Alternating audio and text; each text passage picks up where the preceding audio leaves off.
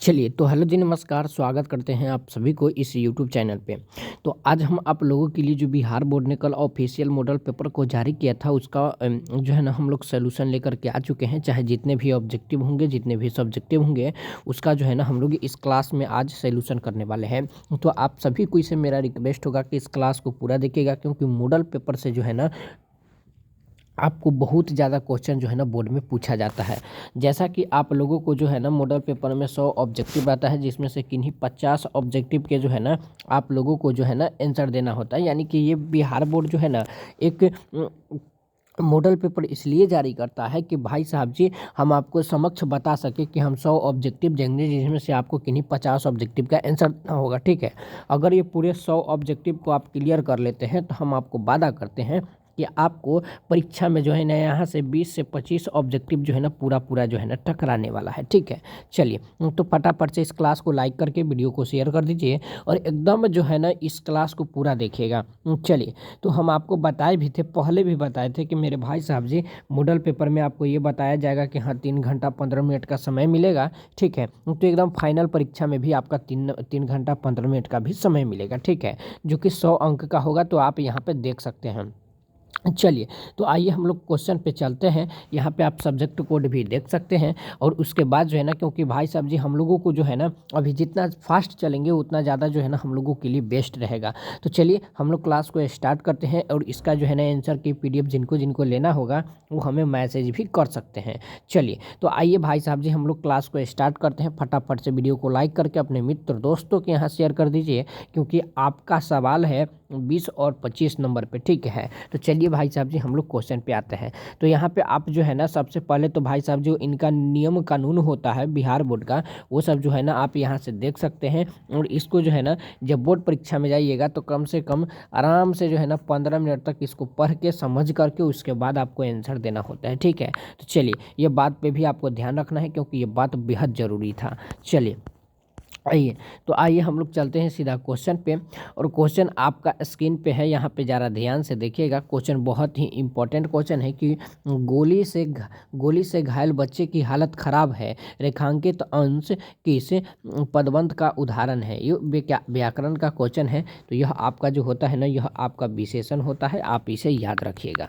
चलिए अगला सवाल को आप देखेंगे। दूसरा नंबर सवाल बहुत ही इंपॉर्टेंट सवाल है कि जल शब्द क्या है। जल पुल्लिंग है, स्त्रीलिंग है, उभयलिंग है, इनमें से कोई नहीं, तो यह आपका जो है ना पुल्लिंग होता है। अगला क्वेश्चन तीसरा है कि बादल घिरे और मयूर नाचने लगे, कौन वाक्य है। तो बादल घिरे और मयूर नाचने लगे यह आपका संयुक्त वाक्य होता है, आप इसे याद रखिएगा। चलिए अगला सवाल पे हम लोग आते हैं, क्योंकि भाई हम लोग थोड़ा फास्ट चलेंगे तो आपको भी फास्ट चलना होगा। अगला है कि कौन आ रहा है किस सर्वनाम का उदाहरण है। तो ये जो कौन आ रहा है ये सर्वनाम भाई साहब जी अब प्रश्नवाचक होगा, क्योंकि यहाँ पे प्रश्न पूछ रहा है। अगला है कि सर्वनाम के कितने भेद होते हैं, तो आपको याद रखना है 5 भेद होते हैं। चलिए बहुत बढ़िया, सॉरी 6 भेद होते हैं जी, सर्वनाम के 6 भेद होते हैं। आइए अगला सवाल पे हम लोग आते हैं। अगला सवाल पे आप लोग आइएगा कि वाच्य के कितने भेद हैं। वाच्य के कितने भेद हैं जी, आप लोगों को फटाफट से सोच करके बताना है। तो ये आपका 3 होता है, आप लोग इसे याद रखिएगा। अगला है कि बिहार के राज्यपाल कौन है, इस वाक्य में कौन किस सर्वनाम का उदाहरण है। तो ये कौन सा सर्वनाम का उदाहरण है, तो यह आपका प्रश्नवाचक होगा, क्योंकि यहाँ पे भाई साहब आपसे प्रश्न पूछ रहा है। चलो अगला है कि कुछ खा लो किस सर्वनाम का उदाहरण है। कुछ खा लो कौन से सर्वनाम का उदाहरण है, तो यह आपका हो जाता है अनिश्चयवाचक। अगला है 9 नंबर सवाल, आप लोग को भाई थोड़ा फास्ट जो चलना ही पड़ेगा। प्रथम शब्द का विशेषण क्या होता है। तो प्रथम शब्द का जो विशेषण होता है यह आपका प्राथमिक होता है। और हम तो आपको यही कहेंगे कि कोई भी सब्जेक्ट का मॉडल पेपर हो आप उसको 2 बार 3 बार एकदम पूरा एकदम क्लियर कर लीजिए। चलिए अगला है कि सावधान कौन विशेषण है। सावधान का कौन विशेषण होगा जी, तो आपको बताना है। ऑप्शन नंबर जो होगा ना इसका ऑप्शन बी होगा, आप इसे याद रखिएगा। अगला है कि सेना का पर्यायवाची शब्द क्या होता है।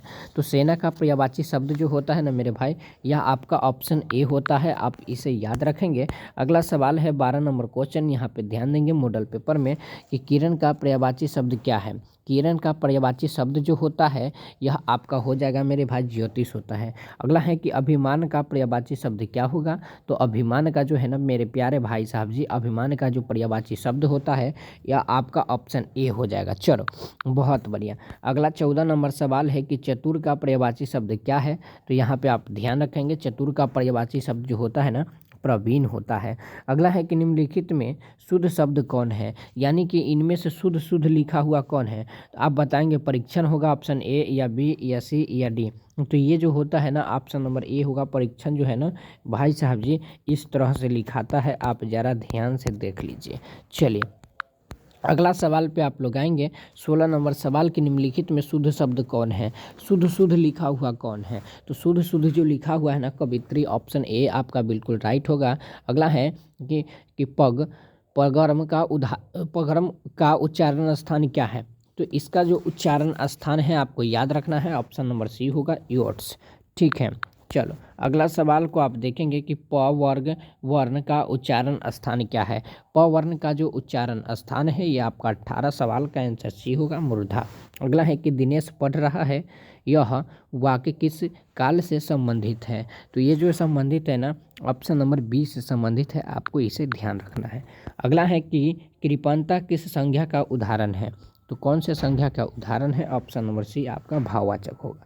आलोक पढ़कर खेलने गया, यह किस क्रिया का उदाहरण है, तो ये जो है ना ऑप्शन डी होगा, आपको इसे याद रखना है।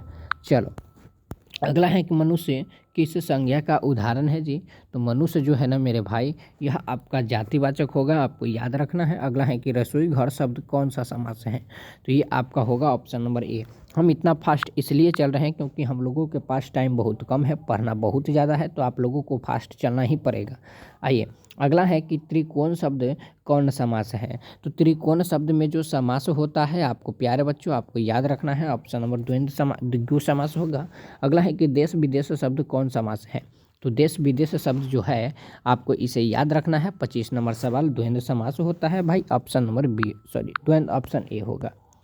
अगला सवाल है आप ज़रा यहाँ पे देखेंगे, ये भी सवाल क्योंकि भाई साहब जी बहुत ही इम्पॉर्टेंट है, परीक्षा से रिलेटेड क्वेश्चन है कि निम्नलिखित में कौन शुद्ध वाक्य है, यानी कि शुद्ध शुद्ध जो इसमें से लिखा हुआ है वह कौन है, तो यह आपका जो है ना सीता ने झूठ कहा था, ये आपका सही है। अगला है कि जीव जंतु शब्द कौन समास है, तो जीव जंतु जो शब्द है क्रमधारय है, द्वंद्व है, द्विगु है, अब यही भाव है, तो ये आपका जो होगा भाई ऑप्शन बी होगा। आ जाओ आगे के सवाल पे आप आएंगे कि खिचड़ी किस शब्द का उदाहरण है, तो खिचड़ी जो आपका उदाहरण होगा भाई आपको इसे याद रखना है।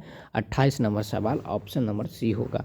कारक के कितने भेद होते हैं, तो कारक के जो भेद होते हैं आपको याद होना चाहिए, ऑप्शन नंबर डी होगा, यानी कि 8 होता है।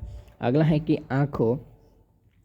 आँखों से देखा किस कारक का उदाहरण है, तो कौन से कारक का उदाहरण है, यह आपका करण कारक होगा।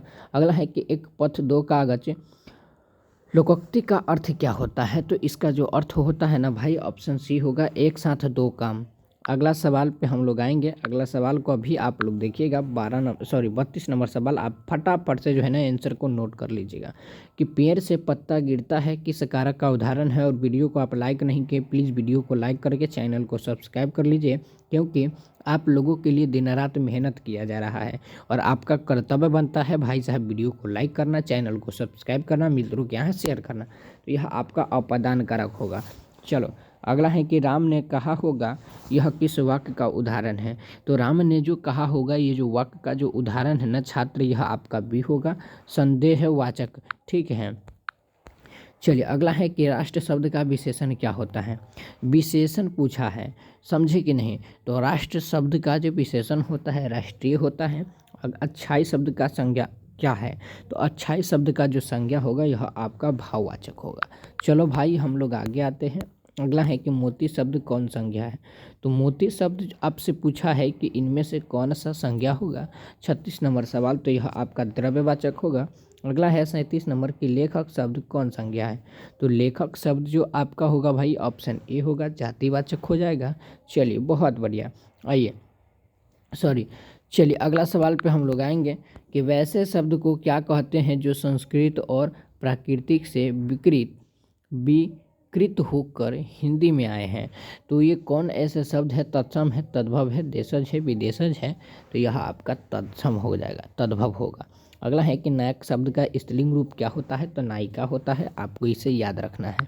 चलिए अगला 40 नंबर सवाल है कि पुष्टि का अभाव वाक्यखंड के लिए एक शब्द है।